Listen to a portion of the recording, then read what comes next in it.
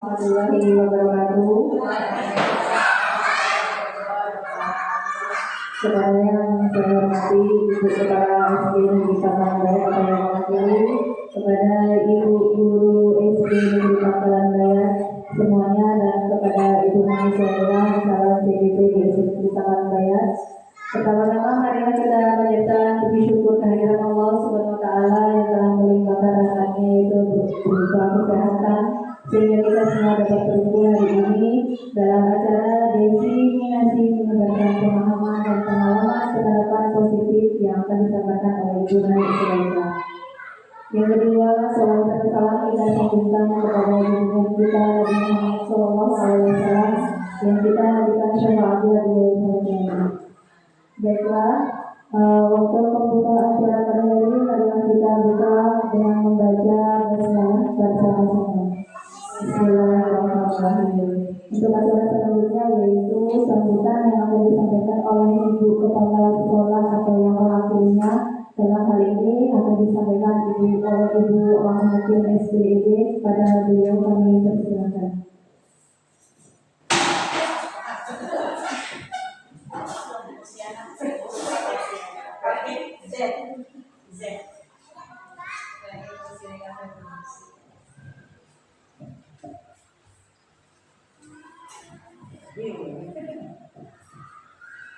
Assalamualaikum warahmatullahi wabarakatuh.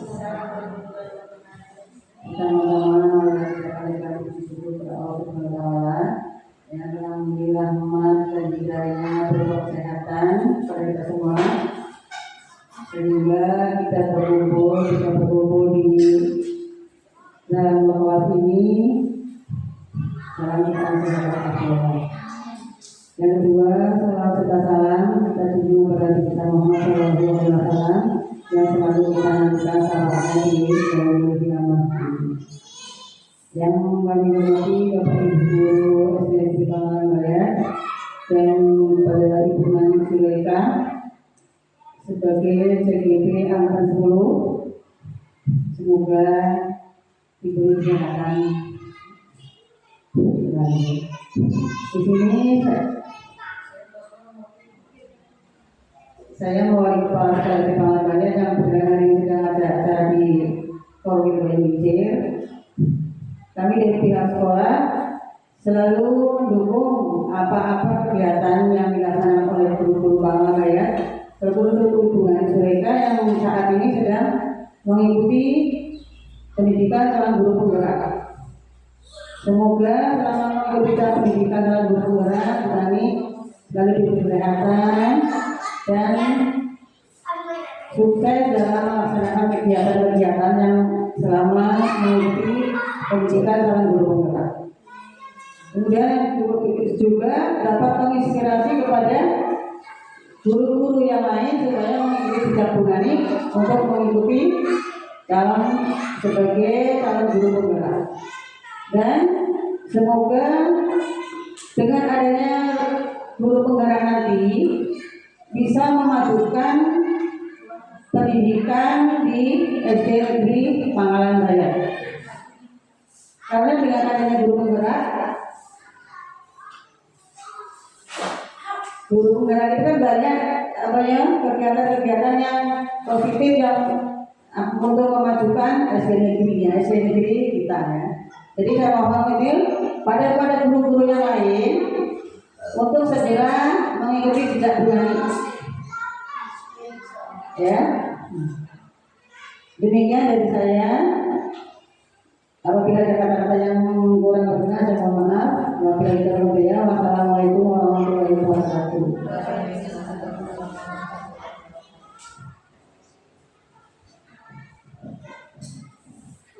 Terima kasih kepada Ibu Rahmatin atas sambutannya. Yang acara selanjutnya yaitu penyampaian materi yang akan disampaikan oleh Ibu Nani Sulaika SPED kepada beliau presiden.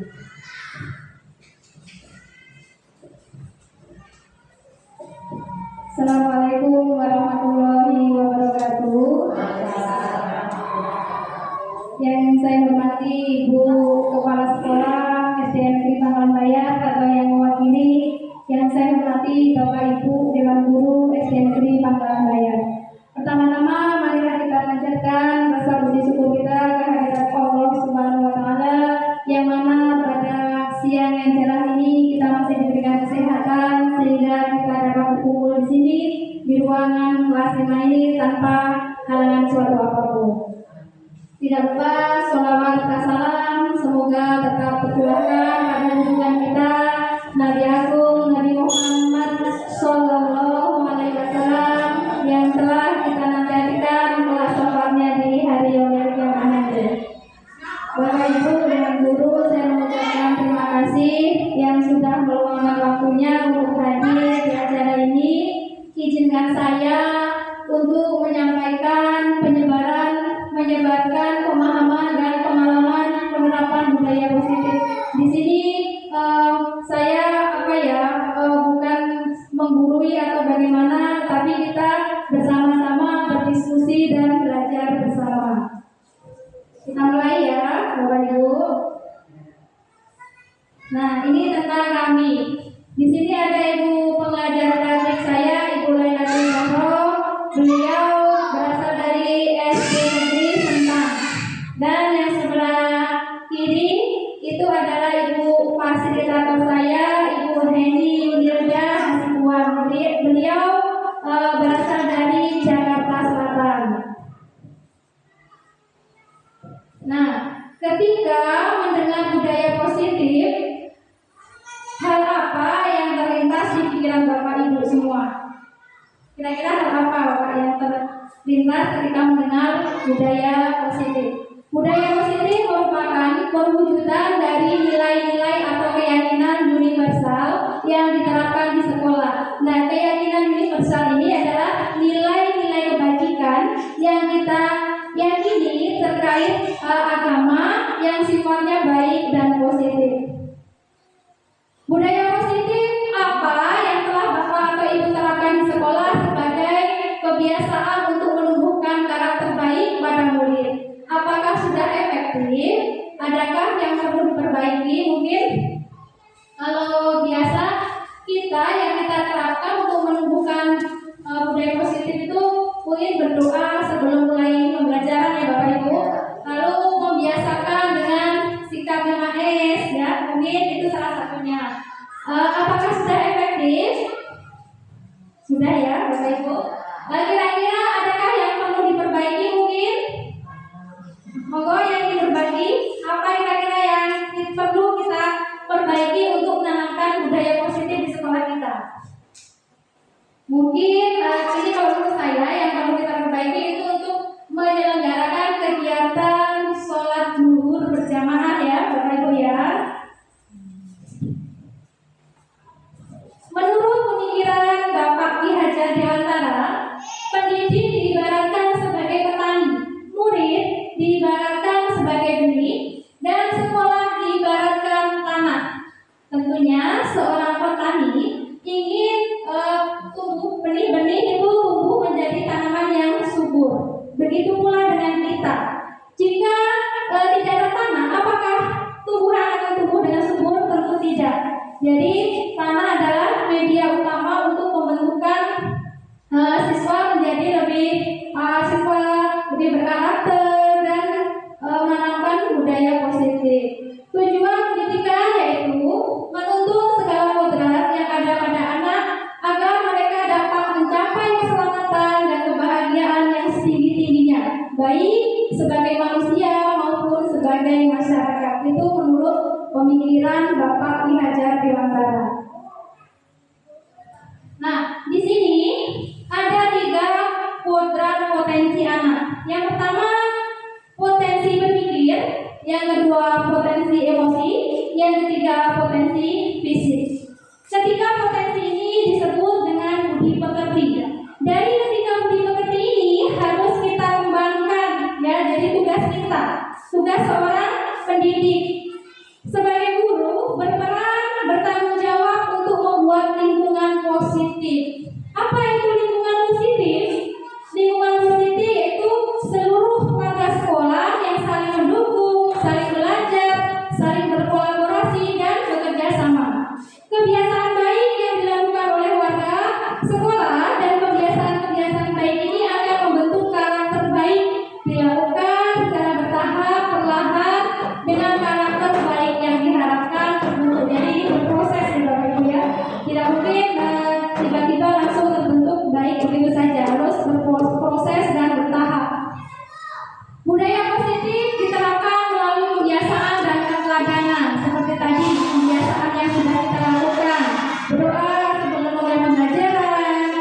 jabat tangan kepada guru dan murid sebelum dan sesudah mulai pembelajaran, menerapkan kebiasaan 5S, terus mungkin menjaga kebersihan lingkungan dan lain-lain. Nah, ini yang saya jelaskan satu persatu. Ini materi ini saya dapatkan dari program calon guru penggerak angkatan 10 pada modul 1.4. Konsep budaya positif. 1. Perubahan paradigma belajar. 2. Disiplin positif. 3. Motivasi perilaku manusia. 4. Kebutuhan dasar manusia. 5. keyakinan kelas. 6. Posisi kontrol restitusi. 7. Segitiga restitusi. Nah, kita akan melakukan kegiatan pemantik ya Bapak Ibu. Untuk Bu Mimin dengan Bu Amin, silakan mengambil posisi di depan.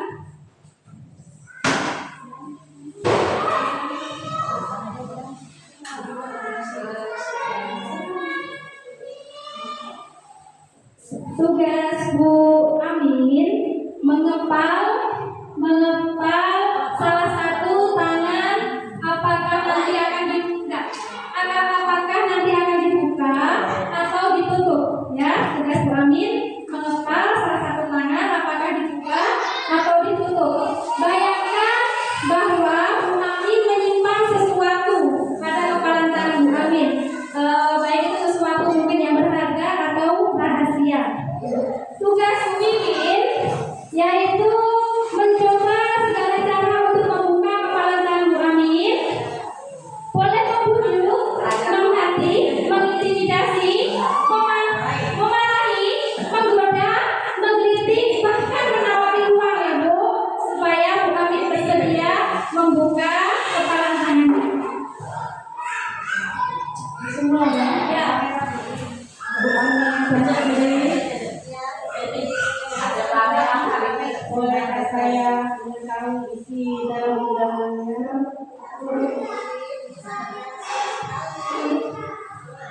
Tapi saya sepertinya kepo sekali. Tapi ini sangat rahasia untuk kebutuhan dari saya. Siapa tahu Bu Amin yang dalam mendapatkan Bu Amin itu bisa bermanfaat untuk saya. Gimana ya?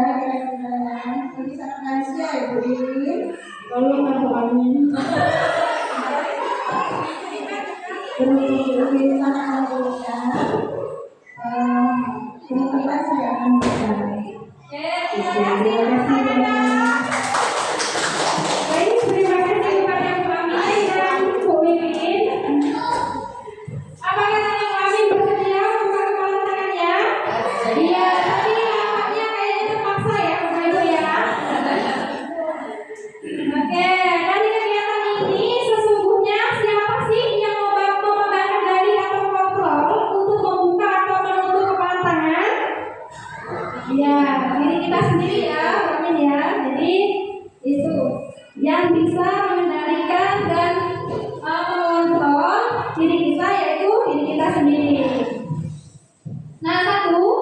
Perubahan paradigma belajar.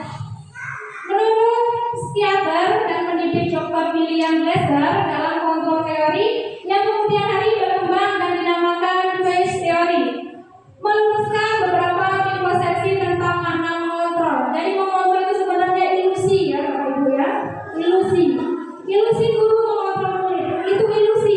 Sebenarnya murid itu tidak ingin dirinya kita kontrol ya, tetapi murid itu mengizinkan dirinya untuk kita kontrol. Nah, bentuk kontrol kita kepada murid itu adalah suatu bentuk kebutuhan dasar murid. Murid mungkin membutuhkan pendidikan, kebutuhan dasarnya membutuhkan sayang, seperti itu. Ilusi bahwa semua penguatan positif, efektif dan bermanfaat itu ilusi.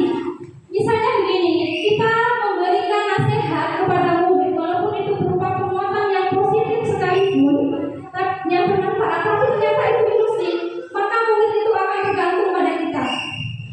Ya, karena murid selalu menunggu apa yang kita berikan, apa yang penguatan kita, menunggu nasihat kita. Jadi itu tidak baik. Jadi murid tidak akan, pemikirannya tidak akan berkembang sendirinya. Jadi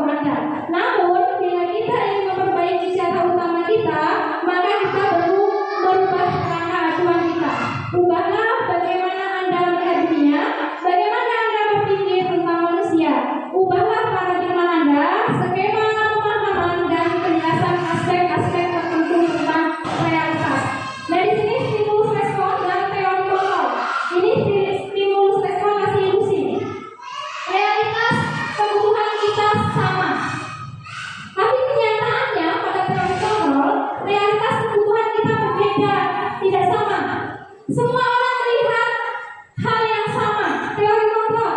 Kita, setiap orang memiliki gambaran yang berbeda-beda.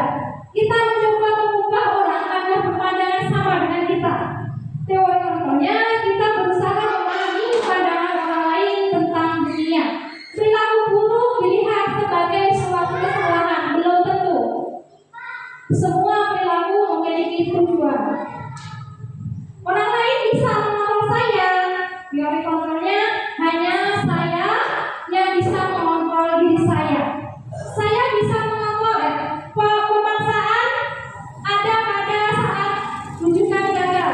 Nah, ini pada nanti saya jelaskan ini pada identitas gagal ya. Nah, itu ada caranya bagaimana supaya tidak gagal, yaitu kolaborasi dan konsensus menciptakan pilihan-pilihan baru. Model berpikir menang kalah, ini adalah model berpikir yang pesimis. Tapi di teori kontrol adalah model berpikir menang. Jadi optimis ya. Oke, sudut pandang yang berbeda. Bagaimana cara kita menyamakan persepsi ini? Yang satu si A melihat huruf M, sedangkan yang satu B melihat huruf W. Kira-kira bagaimana ya untuk menyamakan persepsi ini? Boleh yang ingin mau berbagi? Silakan. Ayo, Bapak Ibu yang mau berbagi boleh? Tidak apa-apa. Tunggu, bagi lagi aja. Oke, ini mungkin ya. Kalau menurut saya, pendapat saya, berarti si A boleh pindah ke sudut si B untuk menyamakan sudut pandang. Jadi agar tidak salah paham. Seperti itu ya, Bapak Ibu ya. Yang kedua, disiplin positif. Apa sih sesungguhnya arti disiplin? Apa kaitannya dengan nilai-nilai kebajikan? Di mana kita berperilaku? Seringkali kita menganggap bahwa disiplin itu adalah tertib, peraturan, hukuman, dan ketidaknyamanan dalam artian kata disiplin.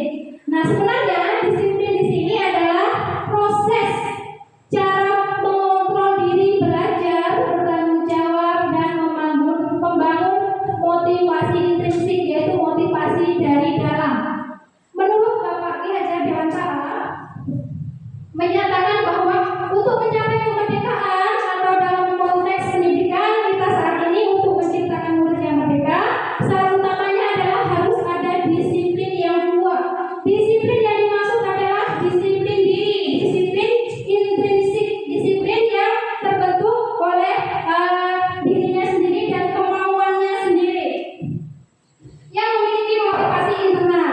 Jika tidak memiliki motivasi internal, maka kita memerlukan pihak untuk mendisiplinkan kita. Jadi kalau tidak memiliki motivasi internal dalam diri kita, berarti kita siap didisiplinkan ya Bapak Ibu, siap didisiplinkan oleh orang lain karena berasal dari luar. Karena disiplinnya tadi apa? Tidak dalam hati dan terpengaruh ingin melakukannya karena ingin mendapatkan apa, mungkin seperti itu. Disiplin diri berarti bertanggung jawab terhadap apa yang dilakukan karena mereka mendasarkan tidak ada nilai-nilai kebaikan universal. Tujuan dari disiplin positif adalah menanamkan motivasi intrinsik pada murid-murid kita, yaitu untuk menjadi orang yang merdeka, diinginkan dan menghargai diri sendiri dengan nilai-nilai yang mereka percaya. Nilai-nilai kebaikan tadi ya. Nah, di sini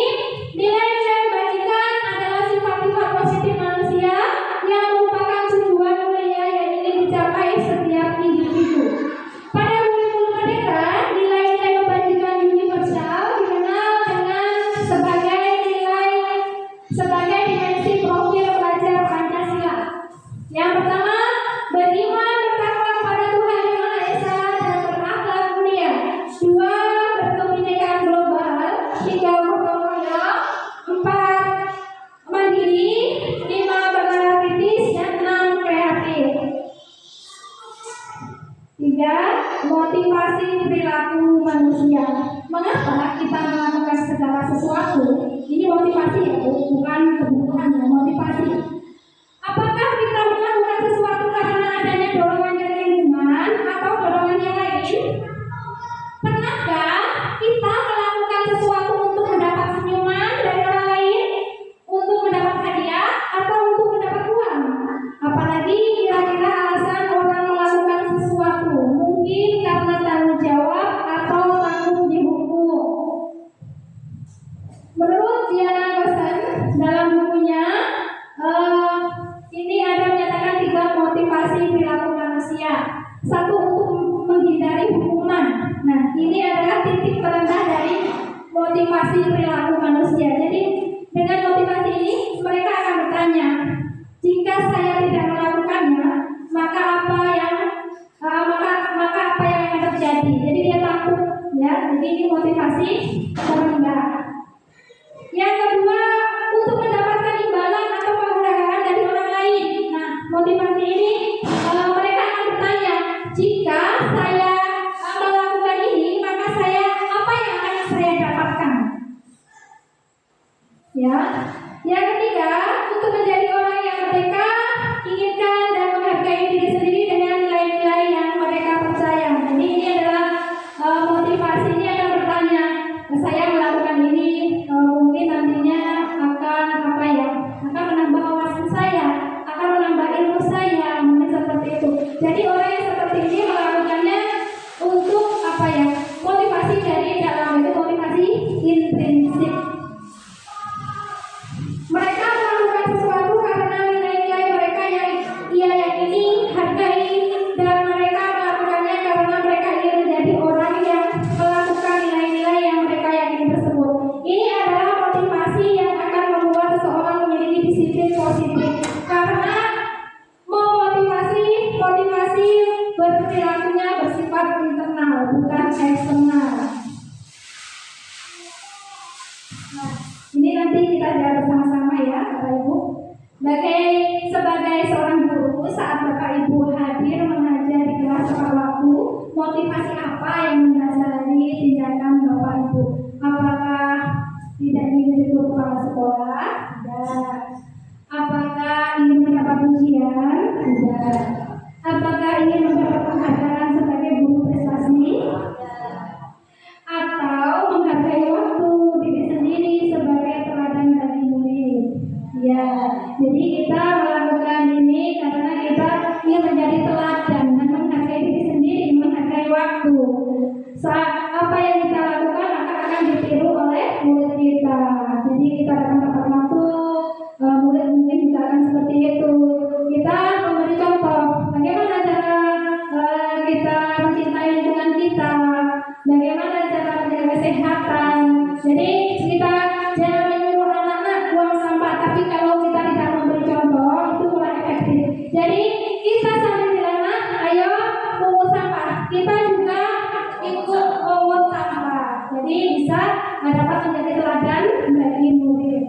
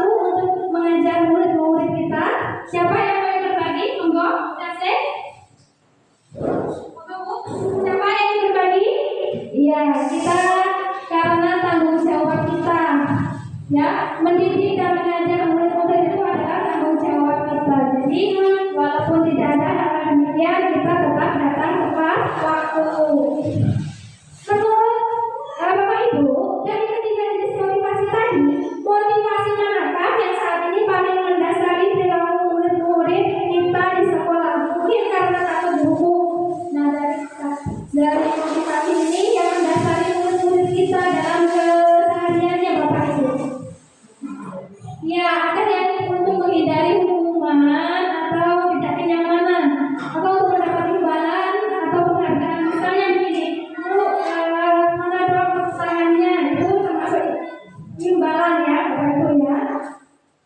Bervariasi sekali. Strategi apa yang selama ini kita terapkan untuk menanamkan disiplin positif pada murid kita? Bagaimana hasilnya pada perilaku murid-murid kita? Ini kalau saya, strategi yang saya tanamkan yaitu membiasakan mengucapkan salam. Jadi hasilnya setiap saya bertemu murid ini di jalan, dia terbiasa mengucapkan salam atau menyapa.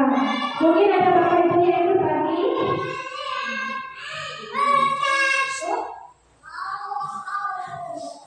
Ya, kira-kira kebaikan apa yang kita berusaha tanamkan pada murid-murid kita di kelas dan sekolah? Banyak sekali kebajikan yang kita tanamkan, mulai kejujuran, tanggung jawab, ya Bu ya. Sama lagi kira-kira kejujuran, tanggung jawab.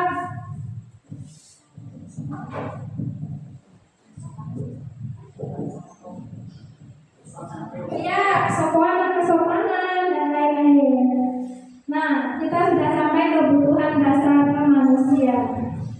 Menurut Dr. William Glasser, untuk membangun budaya positif dan mendukung murid untuk menjadi pribadi yang berdaya, seimbang dan bahagia, salah satu upaya yang dilakukan oleh guru adalah memahami kebutuhan dasar yang mendasari perilaku murid.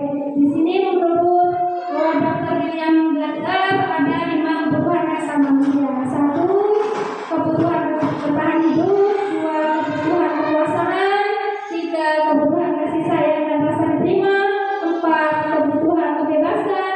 5. Kebutuhan kesenangan. Jadi kita tahu dulu nih anak-anak kita nih kebutuhan apa sih yang kebutuhan dasar apa sih yang mendasari perilaku ini. Kadang-kadang kita melihat anak-anak ini suka minta jajan temannya. Nah, kira-kira dengan hal itu kebutuhan dasar apa yang belum terpenuhi Bapak Ibu? Kebutuhan dasar akan bertahan hidup. Nah, ini ada pernyataan, aku bosan, masa belajarnya begitu saja, mendengarkan melulu. Kira-kira kebutuhan apa yang dilakukan pada anak tersebut? Bosan. Maka yang dibutuhkan adalah kebutuhan dasar kebebasan. Ya Bapak Ibu ya. Ibu guru bilang, aku tidak boleh bersenandung sewaktu mengerjakan tugas. Katanya di dalam kelas harus tenang, tidak ada suara, kan tidak seru jadinya. Ini kebutuhan apa Bapak Ibu? Ya, kesenangan. Yang ketiga, aku sebel gambarku tidak rapi, malah ibu tunjukin gambarku di depan teman-temanku. Kira-kira kebutuhan apa yang dibutuhkan? Kebutuhan penguasaan, karena mereka ingin diakui oleh teman-temannya. 5. Pembentukan keyakinan sekolah atau kelas. Adakah dari Bapak Ibu yang sudah membentuk keyakinan di kelas? Ada ya? Yang belum nanti cepat menyusul. Apa itu peraturan dan keyakinan? Mana kalau peraturan? Mengapa kita memakai peraturan tentang penggunaan helm pada saat mengendarai kendaraan? Pasti kita akan menjawab demi untuk keselamatan. Mengapa kita memiliki peraturan tentang menggunakan masker dan mencuci tangan setiap saat? Mungkin jawaban kita adalah untuk kesehatan dan keselamatan. Nah, nilai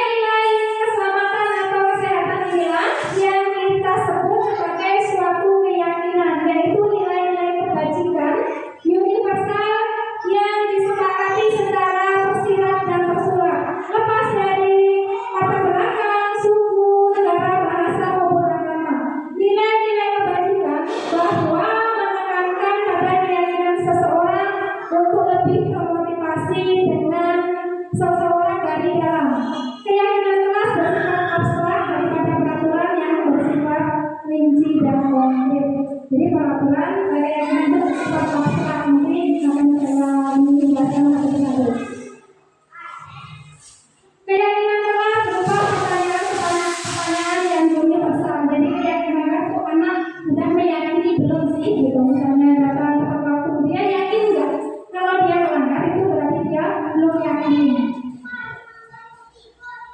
Pernyataan keyakinan kelas senantiasa dibuat dalam bentuk positif, jadi tidak boleh dibentuk dalam bentuk kata negatif. Misalnya, jangan membuang sampah sembarangan, itu tidak efektif, tapi kita ganti dengan buanglah sampah pada tempatnya. Tidak boleh mencontek, jadi kata yang kita gunakan adalah jujur. Jadi kita menghindari kata-kata negatif.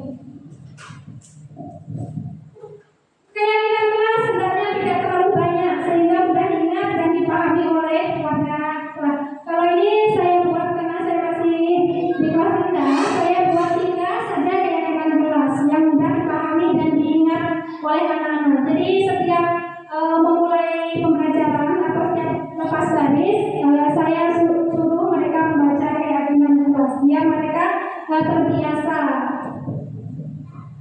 Semua warga kelas sebenarnya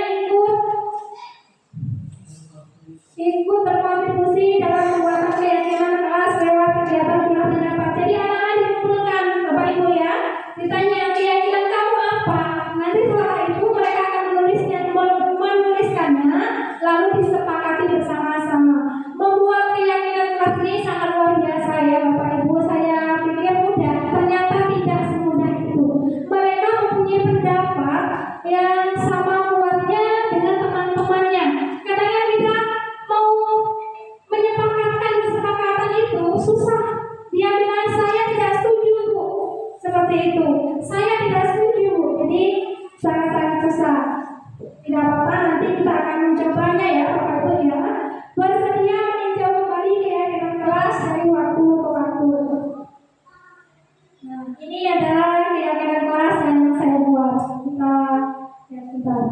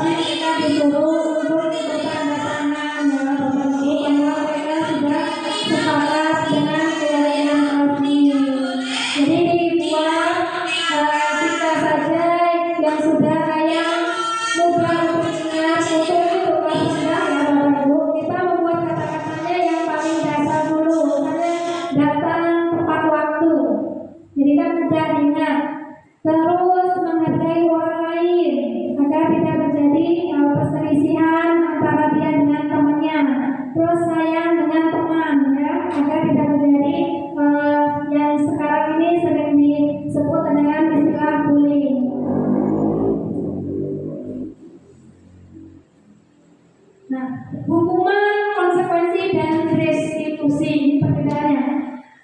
Perbedaan antara hukuman, konsekuensi. Hukuman sesuatu yang menyakitkan harus terjadi sehingga anak merasa tidak nyaman, tersakiti dalam jangka waktu panjang membekas. Ini seperti pengalaman saya ya Bapak Ibu. Ketika saya SD disuruh menghafal undang-undang, waktu itu saya tidak hafal dan saya dipukul, kalau bahasa Jawanya itu dengan juting, bambu yang dibuat seperti penunjuk itu, terus saya disebarkan. Nah dari situ saya itu sampai sekarang masih teringat, jadi membekas. Hukuman itu membekas ya, dan bersifat tiba-tiba memberi dampak negatif pada murid seperti marah, dendam, mengasingkan diri, dan merasa malu. Jika konsekuensi akibat dari suatu perbuatan yang telah dilakukan dalam jangka waktu pendek, misalnya anak tersebut melanggar keyakinan kelas atau melanggar peraturan, kita akan memberi konsekuensi. Ayo, apa tadi konsekuensinya? Misalnya menulis di buku tulis, saya berjanji tidak akan mengulangi lagi. Itu bukan hukuman ya Bapak Ibu, tapi itu konsekuensi untuk jangka pendek. Jadi dengan konsekuensi itu tidak membekas pada diri murid. Di sini ada identitas gagal dan identitas sukses.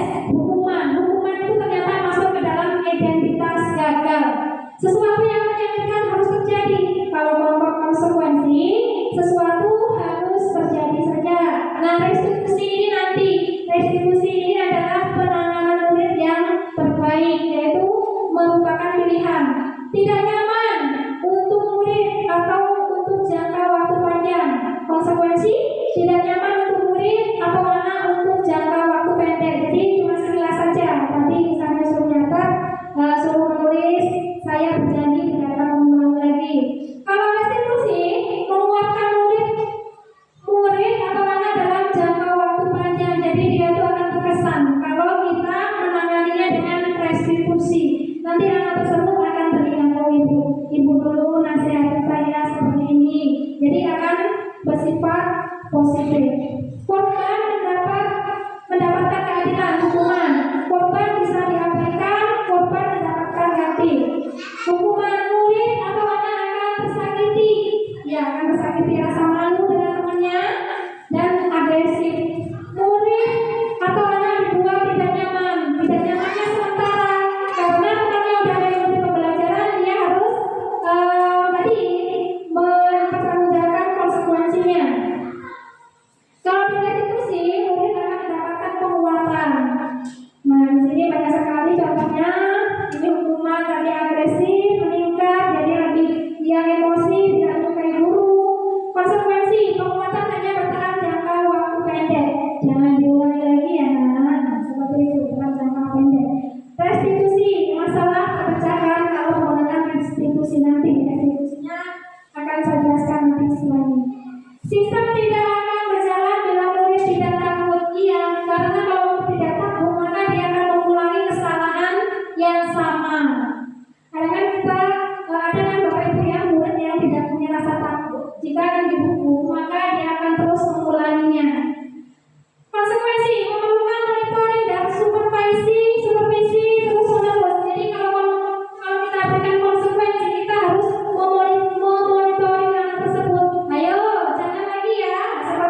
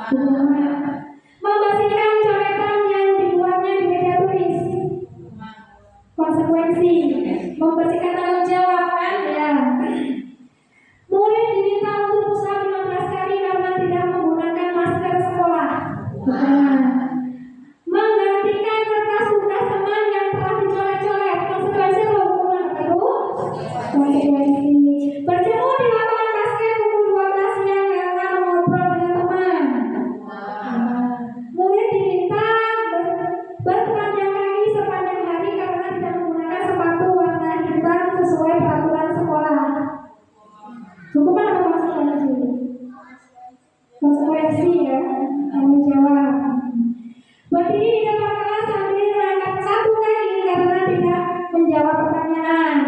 Nah, membersihkan tumpahan air di meja tulis karena tersenggol pada saat belajar. Konsekuensi. Kehilangan 10 menit jam istirahat untuk mengerjakan tugas karena terlambat datang dan tertinggal pelajaran. Konsekuensi ya, kehilangan waktu. Oke, lanjut.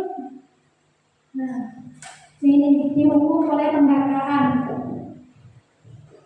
Pengaruh jangka panjang. Jadi penghargaan ini kita berikan penghargaan kepada anak ini sebenarnya tidak efektif ya Bapak Ibu ya, tidak disarankan karena ini adalah faktor dari eksternal atau faktor pengaruh dari luar kerja dalam dirinya sendiri. Mungkin kalau kita memberikan penghargaan kepada anak untuk jangka pendeknya ya itu akan bersifat positif, tidak apa-apa sesekali kita memberikan hadiah, tapi jika jangka panjang kurang efektif. Penghargaan tidak efektif. Nah, ini adalah penghargaan sama seperti jangka pendek, jadi tidak efektif kita memberikan penghargaan itu kepada anak salah satu anak saja, nanti akan menyebabkan kecemburuan. Penghargaan merusak hubungan. Nah ini kadang-kadang sering kita memberi penghargaan walaupun itu pujian pada temannya, salah satu temannya pasti ada yang iri. Nah itu merusak hubungan. Penghargaan mengurangi ketepatan. Ini pernah tidak sengaja saya lakukan ketika itu saya suruh anak menebak gambar dan saya berikan hadiah. Waktu itu saya bawa apa ya, pena kalau nggak salah. Nah, yang tidak diberikan hadiah malah dia menjawabnya dengan benar karena dari motivasi dirinya dari dalam, beda dengan yang diberi hadiah karena dia hanya menginginkan hadiahnya saja.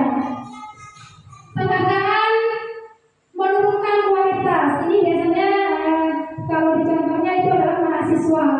Ketika mahasiswa membuat laporan dan salah satunya ada yang ingin membeli laporan itu, maka akan mengurangi kualitas. Jadi anak tersebut jika tidak ada jobnya maka tidak akan berkualitas atau berkreativitas. Nah, penghargaan menghukum. Siapa yang dihukum adalah orang yang tidak mendapat penghargaan. Ini waktu kita mungkin mengumumkan dari hasil nilai atau hasil ulangan, tapi kita akan mengumumkan juara 1, juara 2, dan juara 3. Nah ini anak-anak ini pasti ada yang ibunya ini sudah tahu dia pintar juara, masih ada yang disebut-sebut. Jadi siapa yang dihukum? Yang dihukum adalah anak-anak yang tidak juara. Jadi sekarang ini kan tidak boleh kita menuliskan di rapor itu peringkat 1 sampai ujungnya ya Bapak Ibu ya. Nah, 5 posisi kelompok menurut Diana Dosen. 1 penghukum, 2 pembuat rasa bersalah, 3 teman, 4 pemantau, 5 manajer. Kita simak video sebentar.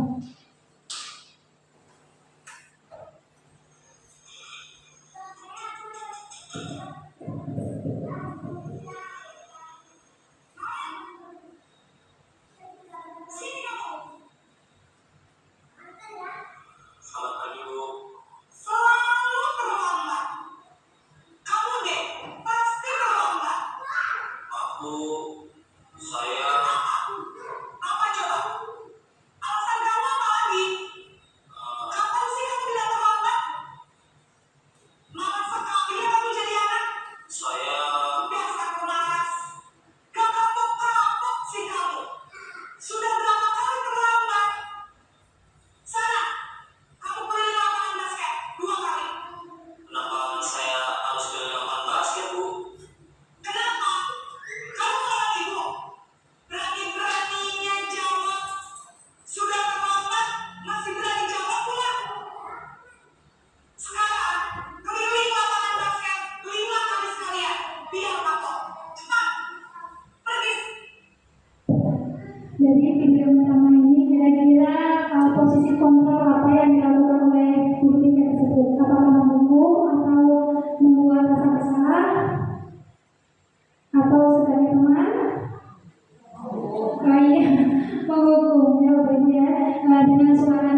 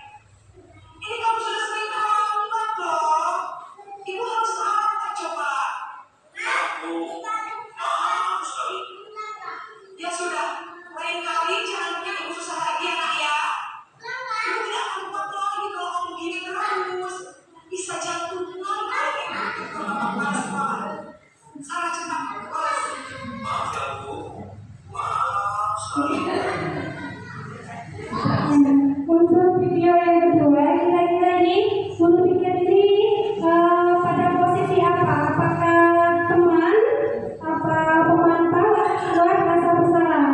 Dia buat bersalah. Nadanya cenderung lembut, tapi menyamakan ini akan membuat murid pada video ini adalah identitas apa Bapak Ibu yang akan terjadi? Itu identitas gagal, ya, karena murid merasa dirinya salah dan dapat mengasingkan diri. Identitas gagal. Lanjut video yang kedua, yang ketiga, ya.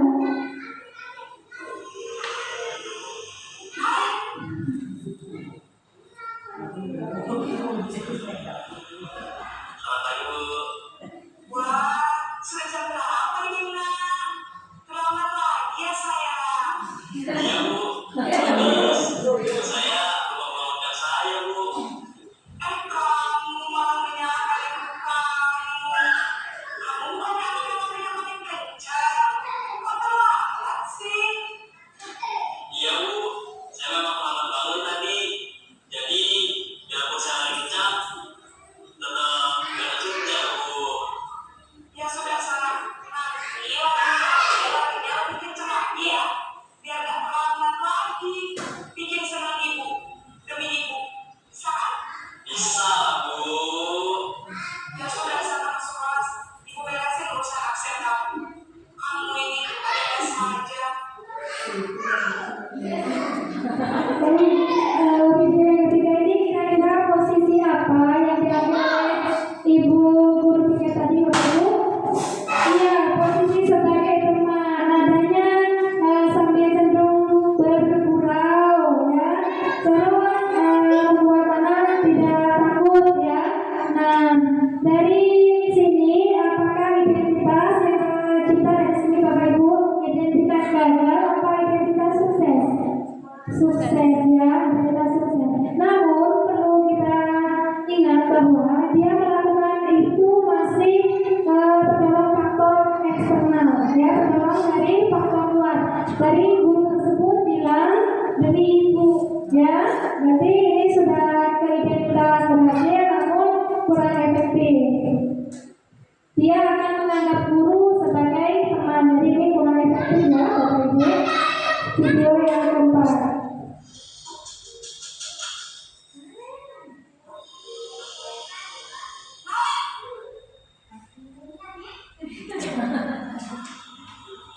Selamat pagi Bu. Namen, apa peraturan sekolah kita tentang jam berapa kita harus masuk sekolah, Nak? Kita harus di sekolah jam 7 Bu. Iya betul, sekarang sudah jam 7.20. Kalian sudah tahu konsekuensinya jika terlambat hadir. Paham Bu, saya harus tinggal kelas pas jam istirahat selama 20 menit. Iya benar, konsekuensinya demikian.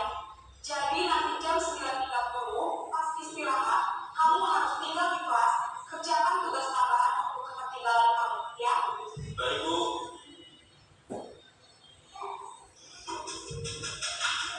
Pada video keempat, kira-kira posisi kelompok apa yang diambil oleh guru pikir tersebut, Bapak Ibu? Bukan, adalah posisi pemantau, ya. Jadi di sini nadanya cenderung datar, terus identitas yang tercipta apa kira-kira Bapak Ibu? Identitas gagal atau identitas sukses? Identitas sukses, karena tadi menanyakan konsekuensinya bagaimana. Tapi di sini juga kurang efektif karena apa?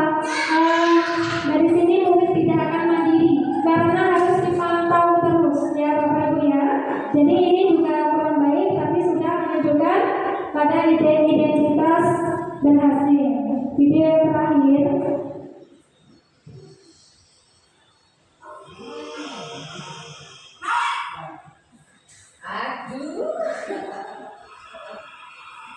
Selamat pagi Bu.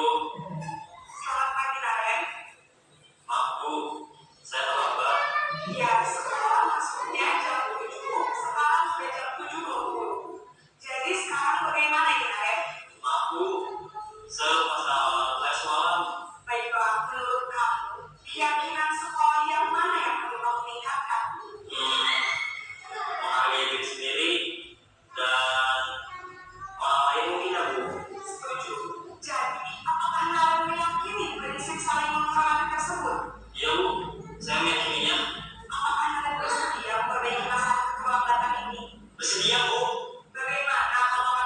masalah keterlambatan ini? Saya akan coba untuk tidak lupa menyadap alam saya, Bu. Baik, kalau karena engkau menyetel alarm di rumah, ada orang yang kira-kira bisa bantu mengingatkan tidak? Ada, Bu. Kakak saya, Kak Emma. Ada lagi selain Kak Emma? Selain Kak Emma, ada ibu saya. Baik, jadi yang mengingatkan Aren adalah Kak Emma dan Ibu Afia. Kira-kira akan mulai saya alarm kapan nih, Aren? Setelah pulang sekolah, akan segera saya lakukan. Baik, jadi Aren akan setel alarm bangun besok pagi dan akan diingatkan oleh kakak dan ibu dan Aren ya. Ada lagi yang ingin perlu dilakukan Aren? Agar tidak terlambat bangun lagi. Tidak ada, Bu. Baik Aren, terima kasih untuk kerjasama kamu. Sekarang kamu dapat kembali ke kelas untuk belajar. Baik, Bu. Terima kasih. Nah, pada video yang kelima ini posisi yang diambil oleh guru Cat itu sebagai manajer. Sifatnya cenderung netral, tidak emosi, tidak bersenda gurau, dan tidak datar. Jadi di sini identitas yang tercipta adalah identitas sukses, ya, karena dia dapat memecahkan masalahnya sendiri dan dapat mencari solusi bagaimana agar dia tidak mengulangi kesalahannya lagi. Terus di situ juga murid tidak tersakiti, ya. Jadi murid ini akan merasa apa ya, dirinya juga dihargai seperti itu. Jadi ini bagus untuk jangka waktu yang panjang. Jadi mereka akan mungkin akan teringat nanti, akan berkesan padanya. Jadi Bapak Ibu, nanti kita jangan membungkuk lagi ya. Kita upayakan mencoba dengan posisi guru sebagai posisi manajer. Nah, ini yang terakhir, segitiga restitusi. Diana Pesan dalam bukunya telah merancang sebuah tahapan untuk memudahkan para guru dan orang tua dalam melakukan proses untuk menyiapkan anaknya untuk melakukan restitusi bernama segitiga restitusi. Tahapan segitiga restitusi: 1. Menstabilkan identitas. Teori kontrolnya, kita semua akan melakukan hal yang terbaik yang bisa kita lakukan. 2. Validasi tindakan yang salah. Teori kontrolnya, semua perilaku memiliki alasan. 3. Menanyakan keyakinan kelas. Maka dari itu, untuk menuju ke sini kita harus membuat keyakinan kelas dulu ya, Bapak Ibu ya. Teori kontrolnya, kita semua memiliki motivasi internal, motivasi dari dalam. Nah, ini namanya segitiga restitusi. Yang bawah ini menstabilkan identitas. Setiap orang pasti pernah melakukan kesalahan. Kamu bukan salah satunya yang pernah melakukan kesalahan. Yang naik atas ini adalah validasi tindakan yang salah. Menanyakan alasannya. Adakah cara yang lebih efektif untuk mendapatkan apa yang kamu butuhkan? Kamu tentu punya alasan mengapa melakukan itu. Nah, yang terakhir, menanyakan keyakinan kelas yang telah disepakati. Kamu ingin menjadi orang yang seperti apa? Intinya kalau dia melanggar berarti dia belum meyakini dalam dirinya keyakinan kelas tersebut. Ini adalah yang saya lakukan penerapan segitiga restitusi.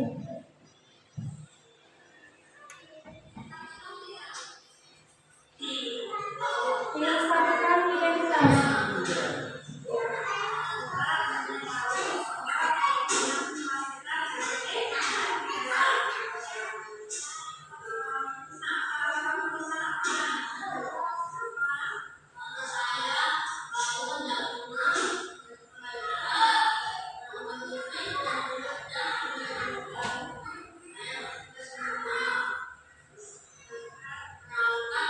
Nah, menanyakan validasi tindakan yang salah, mengapa dia melakukan hal tersebut.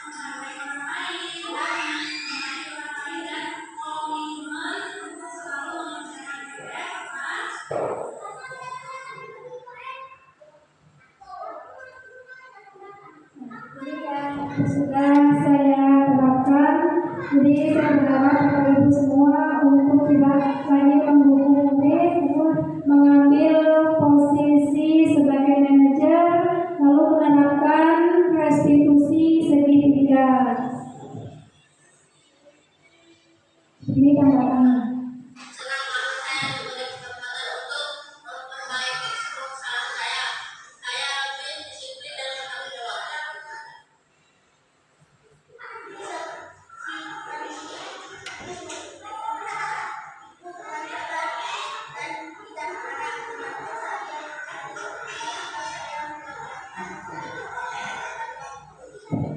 Ya, jadi dari sini mereka dapat mencari solusinya sendiri tanpa kita cuma membantu ya Bapak Ibu ya, mengarahkan.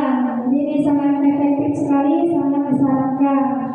Nah, refleksi dari kegiatan ini kurang lebih selama 1 bulan saya membuat keyakinan kelas dan mempraktikkannya penerapan segitiga restitusi di kelas 3 didukung oleh Ibu Kepala Sekolah. Terima kasih kepada Ibu Kepala Sekolah serta Bapak Ibu Dewan Guru yang telah membantu suksesnya penerapan budaya positif. Rencana perbaikan untuk kedepannya mengambil posisi kontrol sebagai manajer dalam menangani murid yang melanggar keyakinan kelas dengan menerapkan segitiga restitusi. Selanjutnya saya akan berusaha mengajak Bapak Ibu Dewan Guru untuk mempraktikkan segitiga restitusi. Budaya positif dapat diterapkan jika seluruh warga sekolah saling mendukung, saling belajar dan berkolaborasi bersama untuk mewujudkan budaya positif. Nah, demikianlah yang dapat saya sampaikan. Jika boleh bertanya Bapak Ibu, monggo. Mungkin ada yang ditanyakan? Monggo ya, votasi.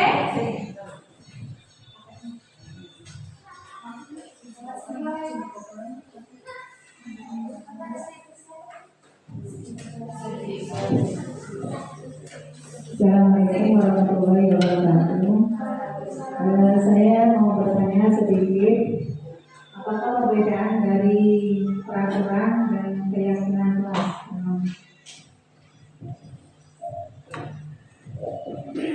Terima kasih Bu. Apa perbedaan dari keyakinan dan peraturan kelas? Kalau peraturan kelas itu bersifat konkret ya Bu. Misalnya kita peraturan sekolah kita memakai sepatu warna hitam. Itu namanya peraturan. Terus memakai seragam sesuai dengan waktu yang ditentukan atau jadwalnya. Nah, kalau peraturan ini kita yang membuat ya Bu ya. Kita yang membuat peraturan. Kalau keyakinan kelas itu yang mencurahkan itu adalah anak-anak sendiri. Keyakinan apa sih yang mereka sudah miliki seperti itu. Nanti seperti tadi dituangkan. Terus kalau melanggar gimana? Kita berikan konsekuensi. Sebenarnya tidak boleh memberikan konsekuensi, tapi yang bersifat positif mungkin boleh. Seperti konsekuensinya apa? Jangan mencatat Bu. Kita suruh menyanyi di depan kelas. Konsekuensinya seperti itu. Konsekuensinya adalah bentuk yang positif seperti itu. Ibu, mungkin ada yang lain jika ingin yang ditanyakan? Ya.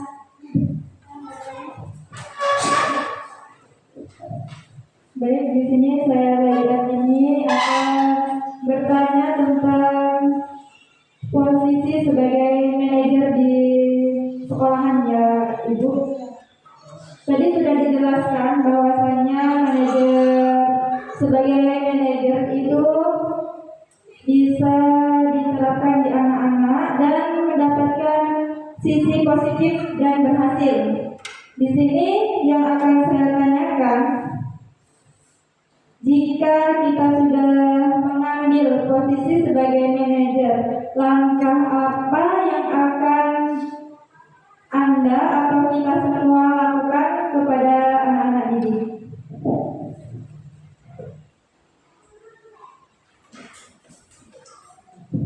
Iya, posisi sebagai manajer yang disarankan.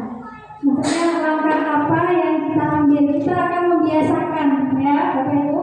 Kita nanti akan